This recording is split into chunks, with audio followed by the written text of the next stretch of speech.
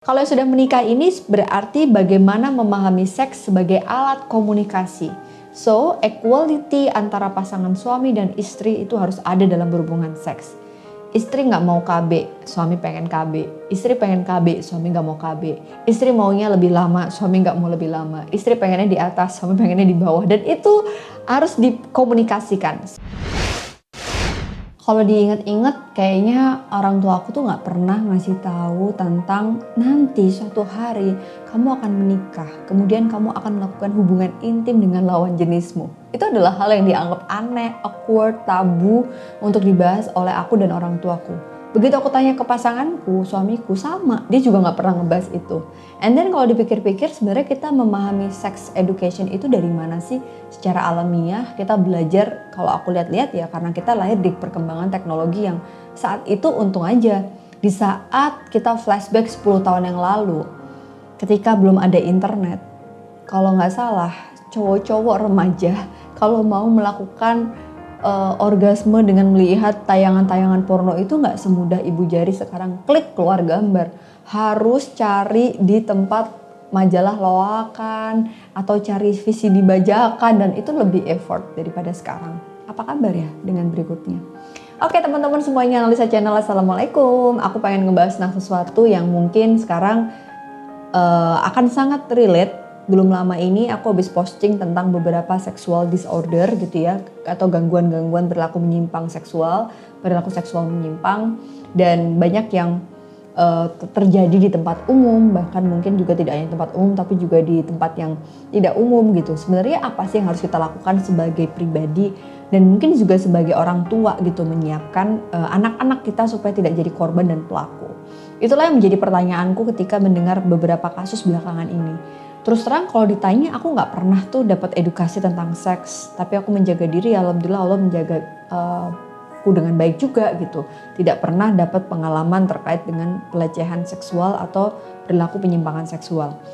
Nah teman-teman, aku membaca beberapa referensi gitu ya. Kalau kita bicara tentang sexual disorder, ini macamnya ragamnya banyak banget di DSM-5.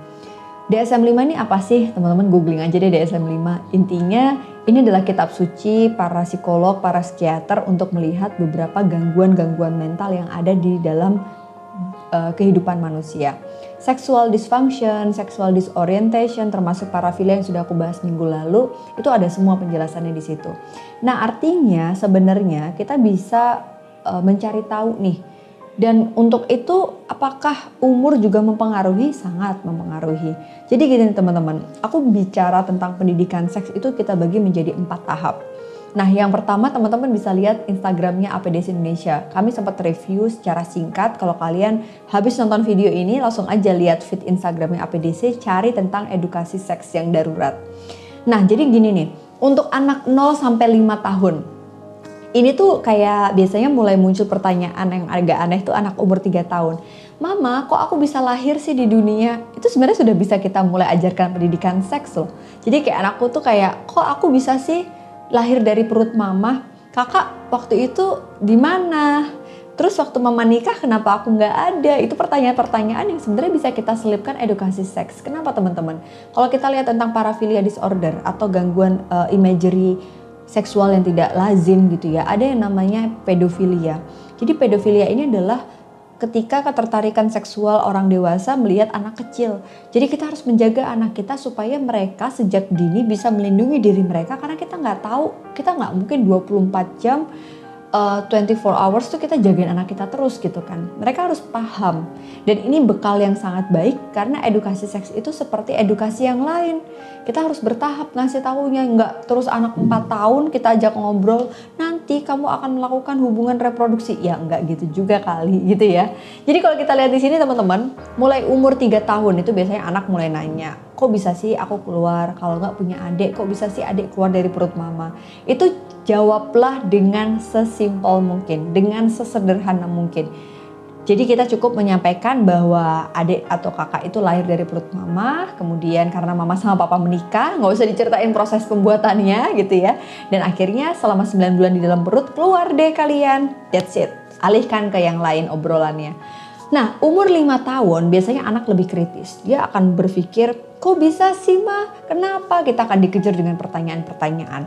Nah, saat itulah penting untuk kita memasukkan input tentang gini loh kak, kakak kan laki-laki, adik kan perempuan, mama kan perempuan, papa kan laki-laki. Nah, perempuan sama laki-laki suatu hari akan menikah. Nah, ketika menikah itu kita itu bisa punya anak, that's it, sampai situ aja, nggak usah ceritain prosesnya. Dan mungkin bisa diselipin informasi seperti anggota tubuh mana yang berbeda antara perempuan dan laki-laki. Kalau kita lihat atau aku inget-inget, anakku memang udah mulai agak-agak paham, terutama yang si kakak. Kalau misalnya mamanya pakai baju yang bukan dipakai untuk keluar rumah gitu ya, misalnya di dalam rumah aku pakai daster atau rok pendek gitu, dia sudah mulai bisa senyum-senyum. Atau misalnya kalau kita adiknya keluar dengan pakaian handuk doang, adiknya kan cewek, itu dia udah mulai bisa punya satu yang kayak malu. Terus mulai anak umur 5-6 ini kalau ganti baju di tempat umum mereka tidak nyaman. Nah, itu artinya kita bisa masukin pelajaran tentang anatomi tubuh. Jadi umur 5 tahun ini tentang anatomi tubuh. Bagian mana yang harus mereka tutupi, nah bagian mana yang harus mereka jaga, yang boleh disentuh orang lain dan yang tidak boleh disentuh orang lain. Setahu aku anak umur TK kecil itu ada lagunya di sekolah, kayak anakku diajarin kayak bagian-bagian tidak boleh disentuh, bagian mana yang boleh disentuh, siapa saja kecuali papa mama dan keluarga. Jadi sebenarnya pemahaman tentang aurat dan anatomi tubuh ini penting untuk anak umur 5-6. Dan anak kita juga harus diajarkan tentang bagaimana cara merawatnya. Kalau habis pipis, apa yang harus mereka lakukan terhadap alat kelaminnya, alat genitalnya. Lalu kemudian juga kita bisa jelaskan dengan gambar, misalnya bagian tubuh itu yang tidak boleh tersentuh orang lain, itu apa saja. Nggak apa-apa. Dan kalau bisa di umur-umur 5-6 ini tidak hanya ngomongin seks saja ya, tapi ciptakan semua bentuk komunikasi kita dengan anak itu seterbuka mungkin. Terutama terkait dengan anatomi tubuh ini tadi. Jangan sampai anak kita merasa tabu atau merasa melindungi dia supaya dia tidak tahu. Padahal sebenarnya keyakinan anak terhadap orang yang paling bisa dia tanya tentang sesuatu yang dia penasaran dalam otaknya itu adalah orang tua. Ciptakan situasi tersebut dan dorong mereka untuk speak up kalau memang ada sesuatu yang tidak sesuai dengan ajaran. Misalnya, mama kan udah bilang bagian ini nggak boleh dipegang orang lain. Kalau ada orang lain yang memegang alat kelamin anak kita, maka dorong dia untuk speak up ke kita. Kalau ada orang lain selain mama, papa, mbak, segala macam dan memaksa kamu dalam kondisi yang tidak lazim, maka kamu harus bilang ke mama ya. Itu harus disampaikan ke anak umur 6 tahun. Kenapa? Karena mereka akan bisa menjaga diri mereka ketika mereka nggak ada sama kita. Oke, berikutnya adalah pemahaman pendidikan seks untuk anak usia 6-12 tahun. Jadi di usia 6-7 tahun biasanya anak kita udah mulai paham tentang perbedaan laki dan perempuan yang lebih ekstrim lagi. Contoh misalnya kalau perempuan menggunakan hijab, laki-laki tidak. Lalu kemudian kalau perempuan ada bagian tubuh yang misalnya di bagian dada ada perbedaan tubuh dengan bagian laki-laki, itu sudah mulai mereka pahami. Beda dengan umur sebelumnya. Dan di saat inilah kita harus bisa memberikan pemahaman tentang aurat dan juga nilai-nilai agama yang lebih kepada anak kita. Di umur 8-10 biasanya anak mulai punya ketertarikan terhadap lawan jenis. Dan sampaikan kepada mereka bahwa kalau kamu suka sama temen kamu yang cewek, yang cowok, kamu harus cerita sama mama ya. Kenapa kamu suka? Biasanya alasannya ekstrim. Habis dia sukanya bawa coklat, dia soalnya pinter. Alasannya masih kayak gitu teman-teman. Dan aku kalau ingat-ingat juga itu terjadi pada aku waktu umur segitu kan. Pada kita semuanya. Nah, sadari bahwa buat anak kita sadar bahwa apapun perubahan yang terjadi pada hidup mereka, orang tuanya lah orang yang paling tepat untuk mereka ceritakan.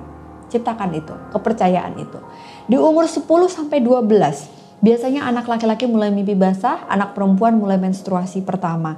Dan saat inilah anak kita mulai harus diajarkan tentang tanggung jawab, bagaimana dia harus menjalankan ibadah, sehingga dia tahu mana yang dosa, mana yang enggak. Ini juga penting teman-teman, karena itu paralel dengan pendidikan seks. Orang tua bisa memberikan pemahaman tentang, oh kamu itu udah puber. Jadi pubertas ini bisa diberikan input di saat umur 10-12. Ajarkan dia tentang sistem reproduksi yang sesederhana pelajaran biologi mereka.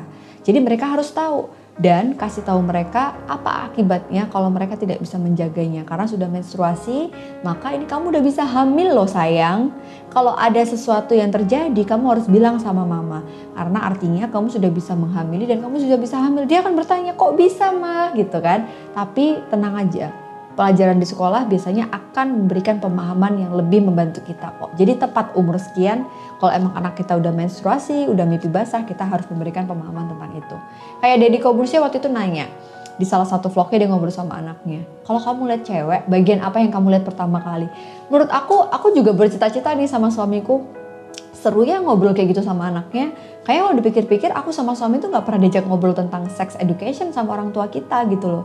Ya alhamdulillah kita gak ngapa-ngapain gitu ya. Tapi bayangkan dengan generasi alpha yang lahir 2010 ke atas gitu ya. Yang lahir nanti ketika mereka remaja di 2030 sudah sangat wow banget gitu kan teknologi. Ini yang perlu kita waspadai. Lalu kemudian nih teman-teman, untuk anak umur 13 sampai 21. Jadi ini masuk ke fase remaja awal, tengah dan akhir. Pada tahap usia 12 sampai 13, orang tua bisa mengajarkan tentang bahayanya jika anak tidak menjaga kesehatan reproduksi mereka. Jadi ceritakan juga tentang proses kehamilan yang tadi sempat dibahas di sebelumnya. Dan ajak mereka terbuka dan dorongan mereka untuk ketemu sama lawan jenis itu apa aja yang dirasakan. Seperti anaknya Dedi tadi.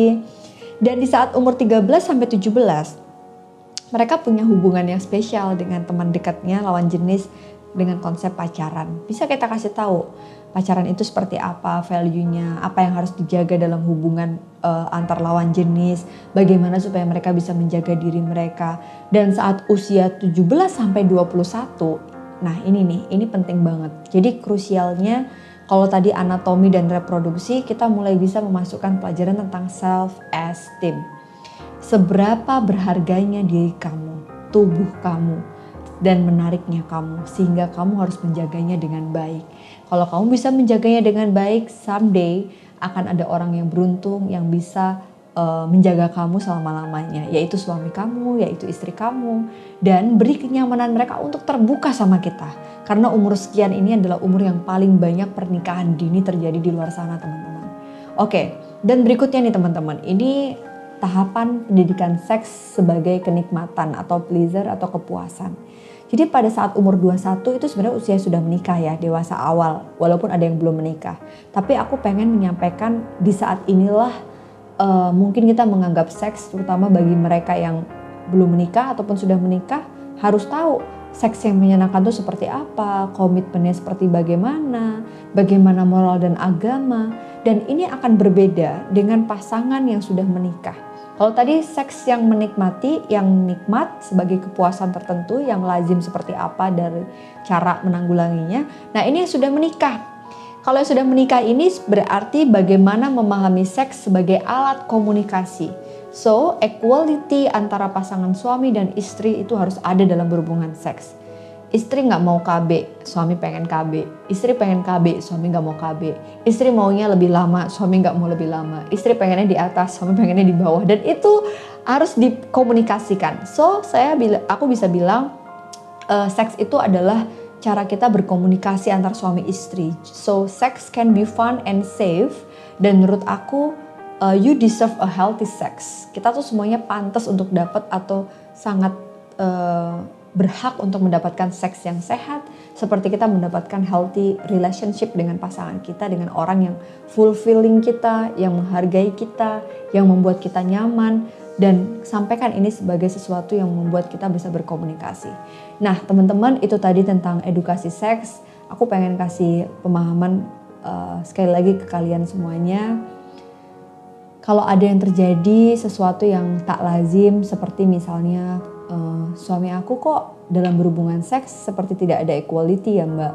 Kok dia sepertinya lebih nyaman begini, begitu. Artinya itu seks gak menjadi fun buat kalian. Coba silahkan ke konselor, ceritakan semuanya. Aku sih nggak bisa ngasih detail harus gimana ya di sini ya, karena setiap orang sangat individual differences banget, berbeda banget. Terus kalau misalnya kalian ngerasa kayaknya dia hypersex deh mbak Ana, itu normal nggak sih? Kayaknya dia itu nggak bisa orgasme deh mbak Ana, dia tuh ejakulasi dini deh. Itu apaan sih? Harus kemana sih kita cari taunya? Nah ini nih menariknya teman-teman, kalian selain googling di internet, kalian juga harus memastikan lagi, ajak ngobrol pasangan seks kita ketika kita sudah menikah. Kalau memang hypersex ini adalah persepsi kita, belum tentu persepsi dia. Jadi seks ini dijadikan sebagai alat komunikasi kalau kita sudah menikah. Yang belum menikah, dorongan seksual itu pasti kan selalu ada. Tapi jangan lupa teman-teman, bagaimana kita menjaganya supaya seks kita sehat dan kita tidak merugikan siapapun orang di luar sana. Aku yakin inilah kematangan emosi, inilah bagaimana kita punya satu nilai moral agama dan value hidup lainnya. Dan disitulah seks akan menjadi fun and health. Jadi seks yang aman, seks yang nyaman, seks yang sehat adalah seks yang pantas untuk kita semua manusia yang ada di dunia. Thank you teman-teman, aku agak keringetan ngomongin seks ya. Karena jarang-jarang kan kita ngebahas tentang sesuatu yang cukup panas begitu ya. Tapi aku penting banget pengen ngasih tahu ke kalian semuanya supaya kita bisa menjaga diri kita dengan baik. Dan pelecehan seksual di mana-mana, tapi kita semua punya hak untuk bisa menjaga diri kita. Tapi jangan salah, pelecehan seksual bisa dilakukan juga dengan sesama jenis. Jadi itulah kenapa kita harus mengenali kelainan-kelainan apa saja sih yang terjadi supaya kita bisa mawas dan bisa menjaga diri kita dengan baik. Thank you udah nonton Anasa Channel. Kalau kamu emang pengen lebih tahu seperti apa edukasi seks ini, kita udah bikin review risamnya, rangkumannya di APDC Indonesia, atau bisa follow Instagram aku di analisa.widianingrum. Bye, assalamualaikum.